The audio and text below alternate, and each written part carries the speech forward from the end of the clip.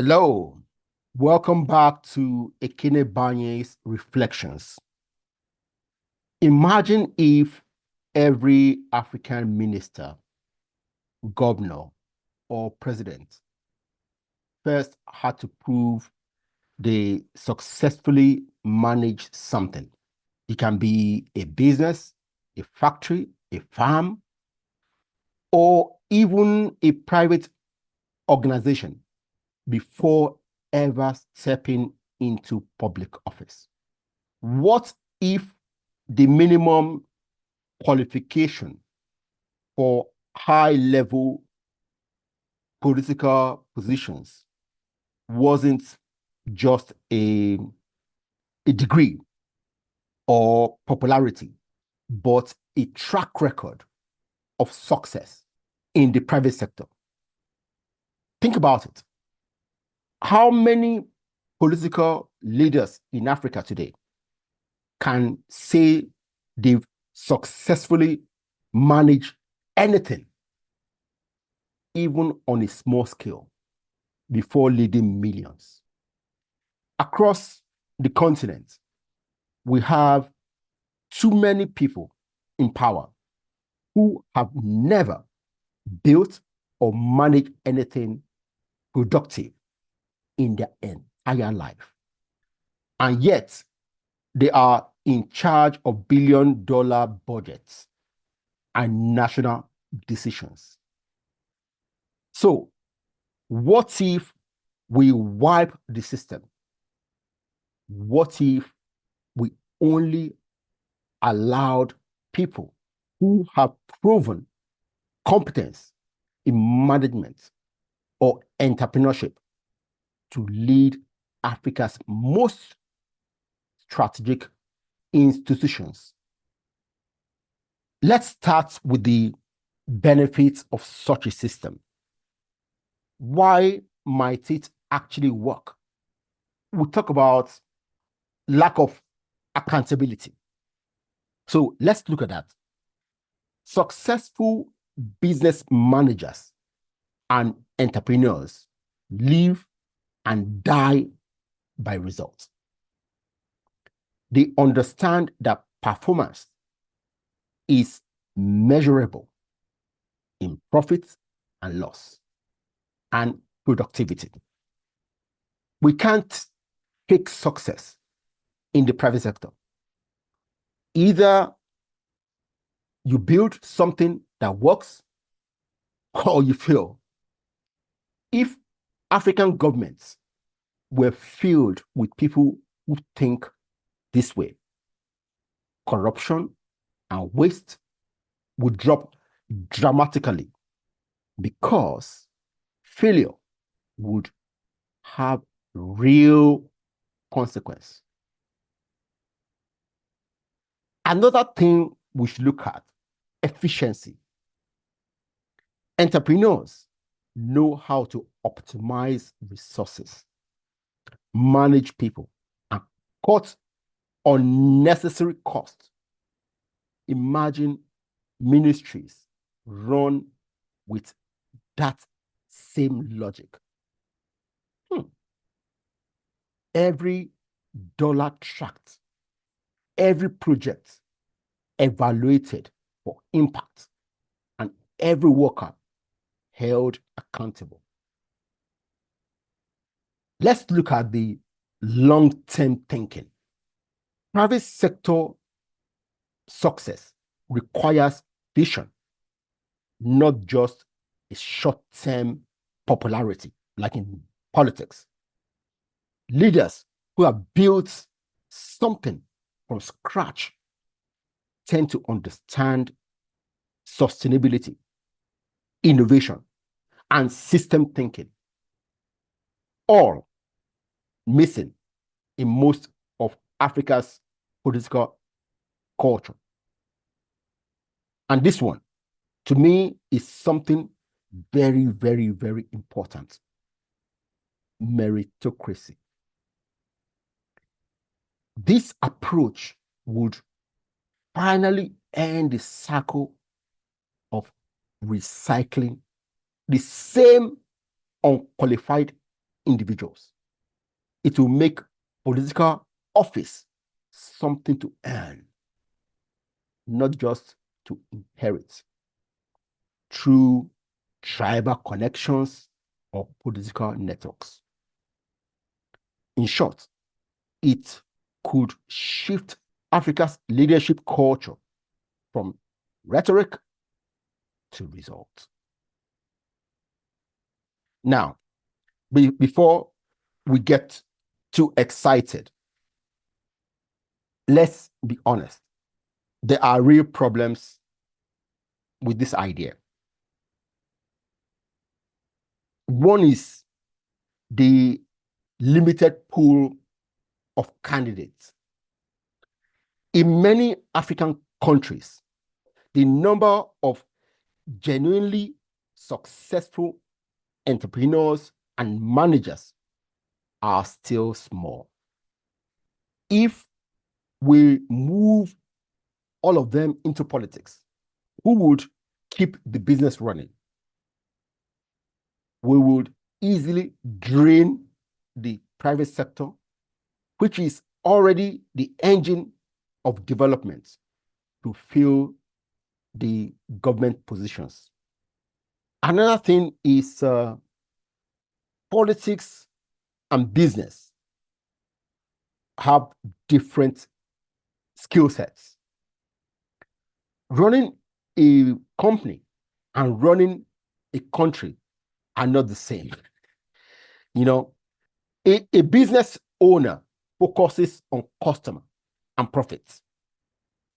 A political leader must balance competing interests, manage diverse groups of people, and sometimes make unpopular but necessary decisions. Now, not that such scenarios do not happen in business, but as a business owner or a business manager, you have more leeway to do what you want to do if you think it's the right thing. In politics, because of competing groups of people, it's not so easy. So let's look at the potential conflict of interest. Putting powerful business figures in government can create opportunities for self-enrichment. Designing laws and policies that benefit their own companies or networks.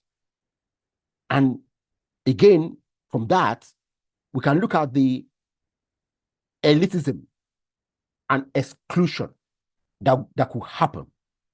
You know, so we ask the question, what about the grassroots leaders who may not have business success, but have proven leadership at the community level? Would they be unfairly excluded because they have never had the opportunity to enter the private sector? And let's not forget, some of the most effective reformers in history were not entrepreneurs, but visionaries who inspired systems of accountability and civic order.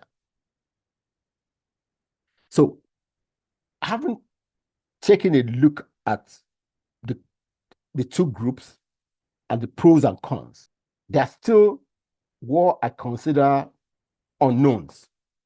The questions we cannot ask until such an experiment happens.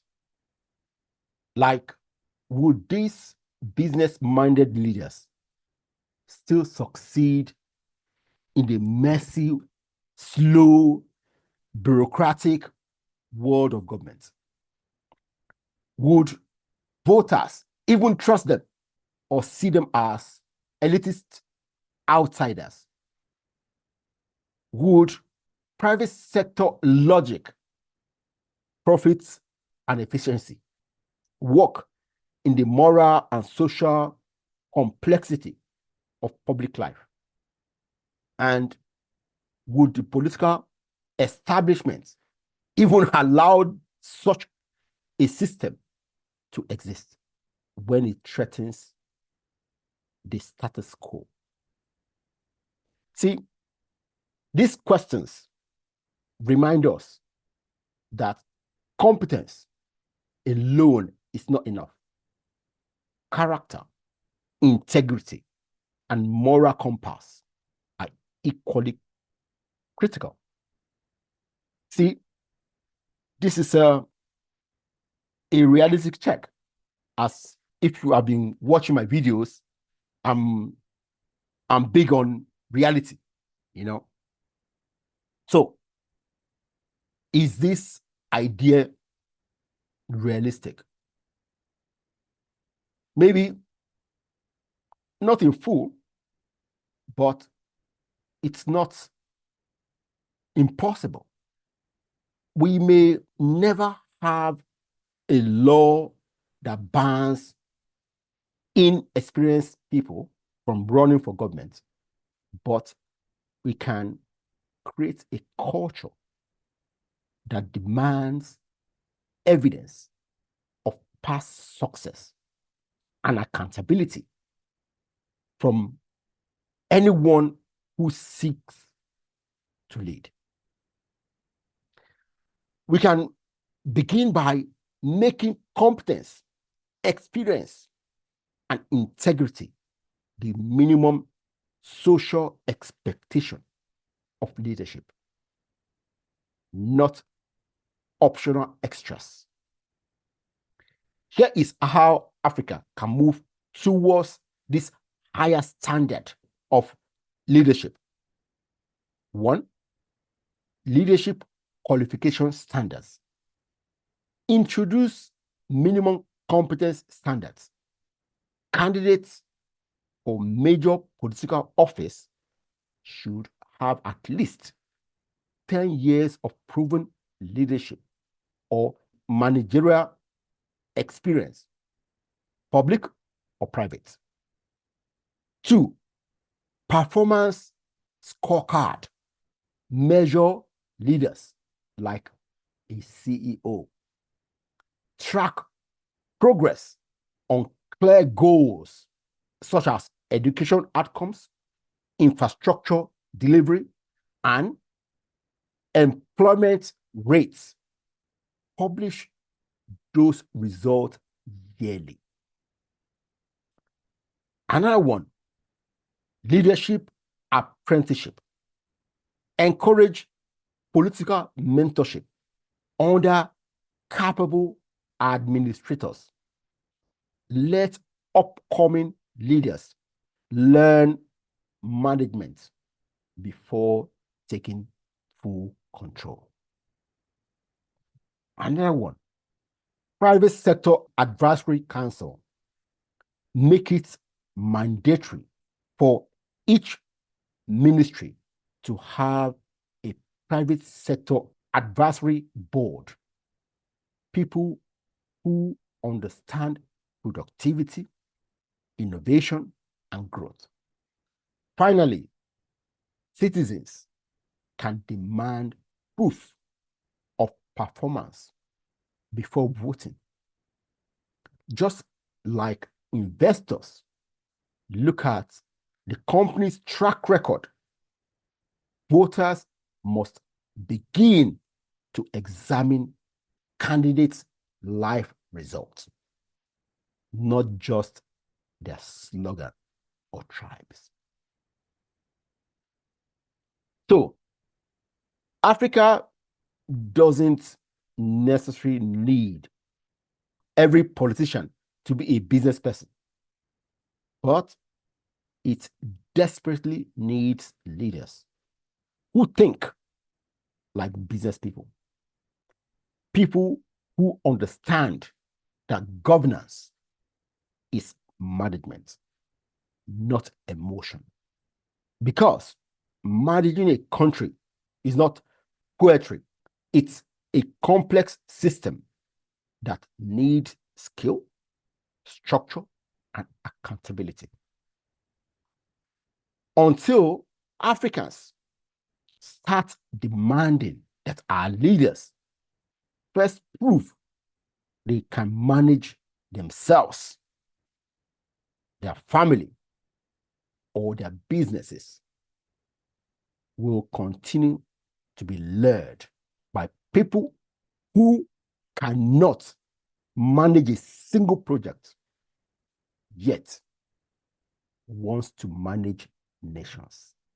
It is time to raise the standard, because leadership without competence is corruption in disguise. If you enjoyed this video, please give it a thumbs up and kindly subscribe to the channel and put your comments at the bottom of this video as usual, and let's discuss these things. All right? Thank you very much. Bye.